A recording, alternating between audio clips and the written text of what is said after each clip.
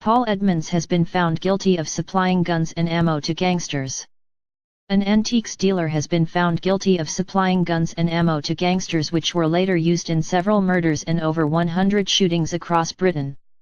Paul Edmunds, 65, from Hardwicke, Gloucestershire, was dubbed the Breaking Bad of the gun world after he altered out-of-date calibres to bring them back into use in an armory in his garage.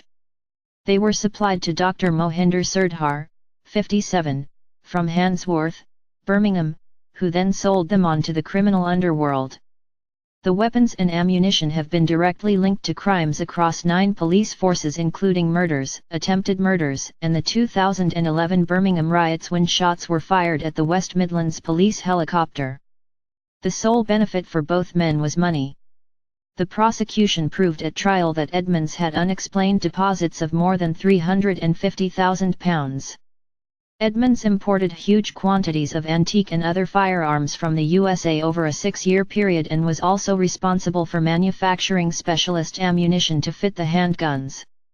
Following his arrest, officers discovered Edmunds had also falsified entries in his firearms register and damaged tools which he had used to make the ammunition.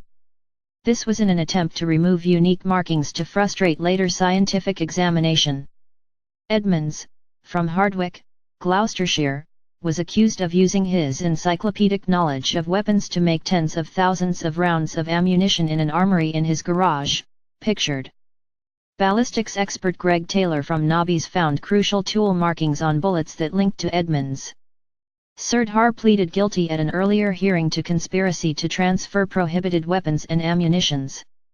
Edmunds was found guilty of conspiracy to transfer prohibited weapons and ammunitions, 2 counts of perverting the course of justice, transferring prohibited weapons, possession of prohibited weapons, and importing firearms from America. He pleaded guilty to exporting ammunition.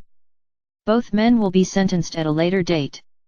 Referring to the 2 defendants, Detective Constable Phil Rogers from West Midlands Police said, "They were like the Breaking Bad of the gun world, on the face of it both decent men, but using their skills and expertise to provide deadly firearms. But this was no TV drama, these were real weapons, real bullets, real victims. Their actions have had a devastating impact on communities by fueling violent crime, leading to fear and bloodshed." Edmunds has an encyclopedic knowledge of firearms. It's not an easy task making obsolete caliber bullets to fit antique guns. It would have taken several days to make a box of 50. Sirdhar also had an armory at his home, and we believe Edmunds was teaching him the art of bullet making. Our investigation has undoubtedly prevented many more firearms and countless rounds of ammunition getting into criminal hands, and in all likelihood saved lives. Warren Stanier from the CPS said, "These 2 men used their expertise to exploit the illicit firearms market for financial gain, and in doing so put the lives of the general public and police in danger." The CPS built a compelling case against the defendants using expert evidence provided by the National Ballistics Intelligence Service and the West Midlands Regional Organised Crime Unit. Sirdhar poses with handguns.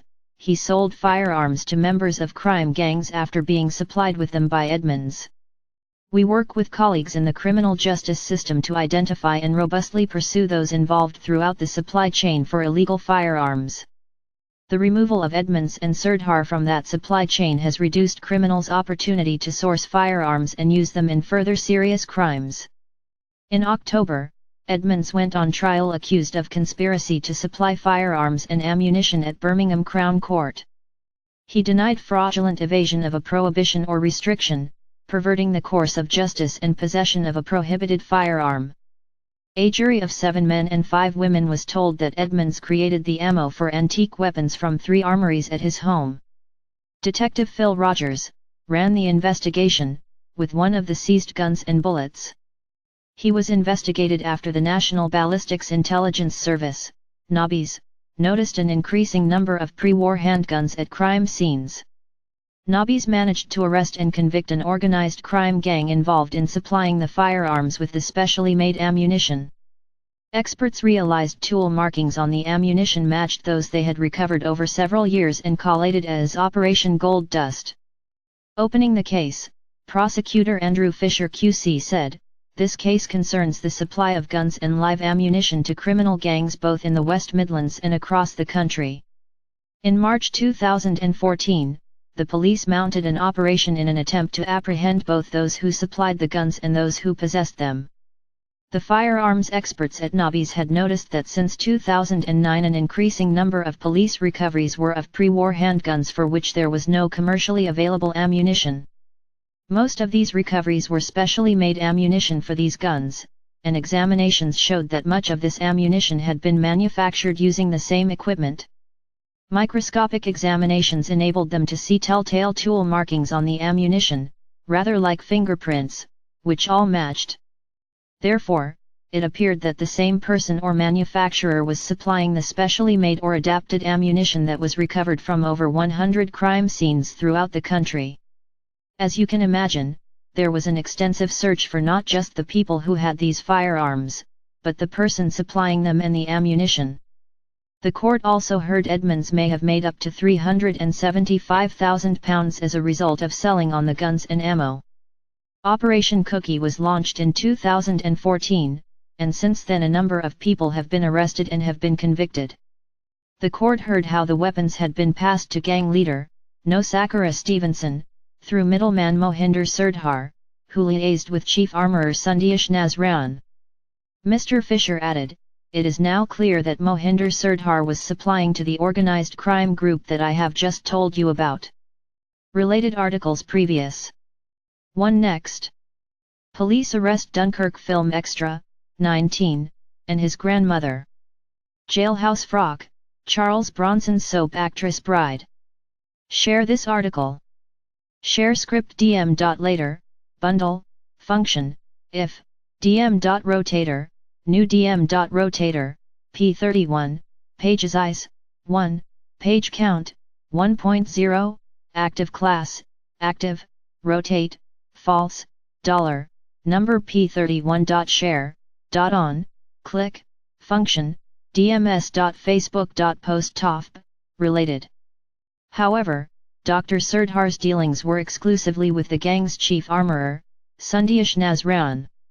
Sirdhar obtained the guns from various sources including Mr. Edmunds and the specially made or adapted ammunition from Edmunds. These weapons were then used in several fatal shootings, and the shooting at a police helicopter during the London riots of 2011. Initially Mr. Edmunds was approached by the police, them having found an invoice of his amongst Sirdhar's papers. As you can imagine, his premises were then searched. One of the guns used in a murder. In October, Edmunds went on trial accused of conspiracy to supply firearms and ammunition at Birmingham Crown Court. Above shows another pistol. Following his arrest, officers discovered Edmunds had also falsified entries in his firearms register and damaged tools which he had used to make the ammunition. It was found that he had made numerous false entries into his register to cover his tracks, and many of the firearms were not listed. His business was run from home. The principal armory was his garage, and this was already known to and regularly inspected by the authorities. But police searches found a further armory in his bedroom where he undertook some of the modifications and a third one in the attic. It was found that the specially made or adapted ammunition recovered by the police in the 100-plus recoveries from crime scenes matched ammunition found at Edmunds' house. There were many tens of thousands of rounds of ammunition and component parts. It was found that he had a recipe book which tells him what the main ingredients are for any caliber of ammunition that he wants to make. Prosecutor Andrew Fisher QC said, his business was run from home, pictured. The principal armory was his garage, and this was already known to and regularly inspected by the authorities. Edmunds denied all charges. He will be sentenced at a later date. Pictured is his home. Convicted gun dealer's legacy reaches across country. A gun dealer convicted of illegally supplying pistols and ammunition to criminals has left a legacy of potentially lethal weapons on Britain's streets. Detectives said the seizure of 50,000 rounds of ammunition and guns imported or brought back into service by Paul Edmunds was a major victory on gun crime, which had undoubtedly saved lives. But while 17 pistols criminally linked to Edmunds have been taken out of circulation, police said of the 280 guns imported between 2009 and 2015, the whereabouts of 207 remain a mystery. Detectives said the seizure of 50,000 rounds of ammunition and guns imported or brought back into service by Paul Edmunds. Meanwhile, officers have also recovered about 1,000 of his handcrafted rounds from crime scenes, but shells are still coming in more than 2 years after Edmunds' arrest. The tendrils of the licensed firearms dealer's cottage-based manufacturing operation spread the length and breadth of the country, including Nottingham, Birmingham, London, Manchester, and Sheffield. At least 9 police forces came across weapons and ammunition linked through forensic testing to the 66-year-old and his garage workshop. He sidestepped UK laws on importing old guns for which ammunition was commercially available, by falsely declaring to the authorities in customs paperwork they were obsolete antiques. The guns, whose importation is subject to complex rules, were not checked in any detail at UK customs. Trial Judge Richard Bond described how he had been aghast to hear evidence of one dealer being waved through on occasion by customs at Heathrow. Self-confessed ammunition freak Edmunds made 37 trips to the United States, checking the guns into airlines' holds as antiques and curiosities. Many of the guns were antique revolvers, but he also imported Colt pistols from the 1950s following trips to Chicago, Las Vegas, and Denver. Self-confessed ammunition freak Edmunds made 37 trips to the United States, checking the guns into airlines' holds as antiques and curiosities. 6 French-made Saint Etienne revolvers seized at crime scenes were also linked to Edmunds. The gun buff effectively exploited his legal dealer status and encyclopedic knowledge of weapons for years, falsifying records and avoiding detailed border checks. Detectives pointed out one weapon, imported by Edmunds from the United States and found at a crime scene, was 25 days from Tulsa to Handsworth, Birmingham. Another weapon imported on November 14, 2013, was used 5 weeks later in the Boxing Day murder shooting at the Avalon nightclub in London. 4 of Edmunds' bullets were recovered from the victim's body. Firearms certificate holder Edmunds, from Bristol Road, Hardwicke, Gloucestershire, machine-tooled cartridges in out-of-date calibres, bringing guns which were out of use back into circulation. All those guns could be classed as antiques, because they were more than 100 years old and had ammunition no longer commercially available. Edmunds sold the weapons and cartridges to middleman and fellow gun nut Mohinder Sirdhar, who fenced them on to a crime gang armourer, Sundayesh Nazran. All those guns could be classed as antiques, because they were more than 100 years old and had ammunition no longer commercially available. But ballistics experts found the same microscopic markings on each of the slugs, confirming there was a single ammunition maker. A touch of good old-fashioned detective work followed, when an officer followed an invoice paper trail leading to Edmunds. An officer then spotted a bag full of the telltale red-dyed rounds, matching the color on seized bullets, under Edmunds' exhibition table at a Birmingham gun show. Regarding a possible motive, Detective Constable Phil Rogers, of West Midlands Police, said, "We think there was a bit of arrogance, but he was also swamped with debt. He'd got £70,000 worth. His fascination with firearms and his obsession could not support his lifestyle. Plainly he has an expertise and almost encyclopedic knowledge of firearms and ammunition. He has been supplying guns and ammunition highly unlawfully for many years." Jurors were told how further searches of Edmunds' home revealed he had been importing hundreds of guns from the United States, paying around £250,000. Mr. Fisher said he then failed to list them on his firearms register, meaning they could not be traced. He added, he managed to get round this regulation, including costs and taxes, in order to make it cheaper for him, but, more relevantly, easier to supply to the illicit market. On examination of his registers, it became clear that of the hundreds of guns he had imported, very few had been recorded in his register. These guns and ammunition were not found on his property, meaning that they must have been sold. The failure to mark them in his stock record made it easier for him to supply them to the illicit market. No record, no trace. The court heard how the weapons had been passed to gang leader, No Sakara Stevenson, left, through middleman Sirdhar, who liaised with Chief Armourer s.h.o, right.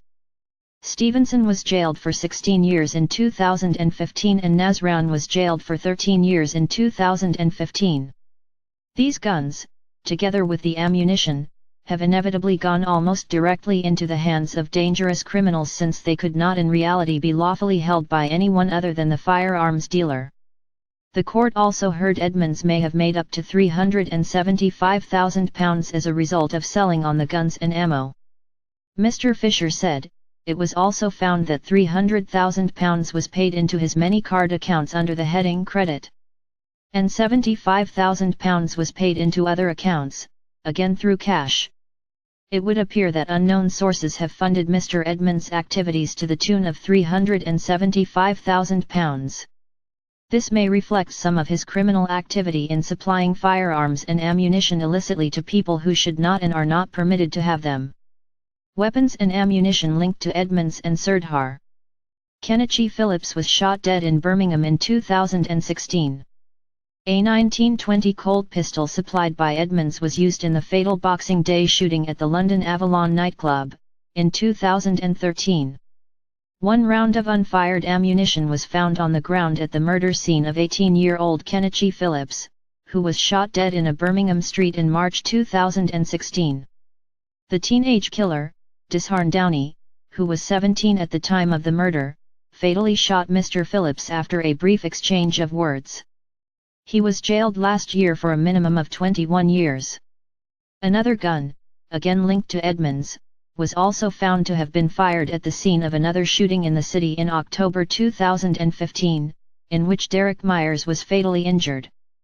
But antique pistols he had supplied to gangs and criminals were being recovered as far back as 2009, detectives have revealed. Another firearm, a St.Etienne revolver dating from the turn of the last century, was discovered in August, while detectives said his ammunition was being discovered almost until the day the jury found him guilty. Derek Jr. Myers, 25, who was fatally injured in a shooting in Birmingham, in October 2015. Detectives discovered that one weapon, imported on November 14, 2013, was used 5 weeks later in the Boxing Day murder shooting at the Avalon nightclub in London. 4 of Edmunds' bullets were recovered from the victim's body. In all, 17 criminally linked weapons recovered by police are known to have been imported by Edmunds, while around 1,000 bullets connected to him have been recovered from crime scenes in the West Midlands, London, Greater Manchester, Nottinghamshire, South Yorkshire, Leicestershire, Warwickshire, West Yorkshire, and Derbyshire.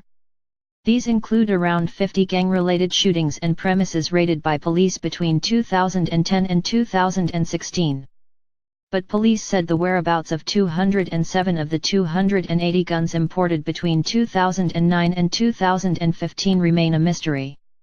The murder scene of Kenichi Phillips on St. Mark's Crescent in Ladywood, Birmingham,